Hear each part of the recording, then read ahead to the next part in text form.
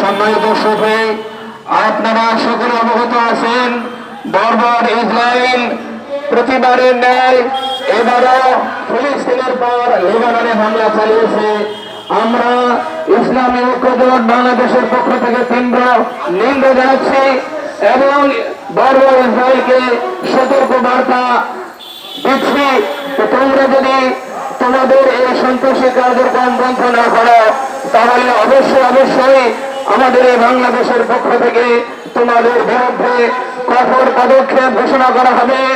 আমরা আরো নিন্দা জানাচ্ছি ইসরায়েলের তীর্থস্থান লেবাননের বৈরুতে হামলা চালানোর মাধ্যমে ইসলাম এবং মুসলমানদের দিলের মুখ আঘাত করা হয়েছে। ইনশাআল্লাহ তাআলা আমরা বিশ্বাস করি পৃথিবীর মানচিত্র থেকে ইসরায়েলের নাম নিশানা মুছে যাবে ইনশাআল্লাহ তাআলা। আল্লাহ তাআলা আমাদের এই আশাকে সাফল্যমণ্ডিত করেন। আলহামদুলিল্লাহ রাব্বিল আলামিন।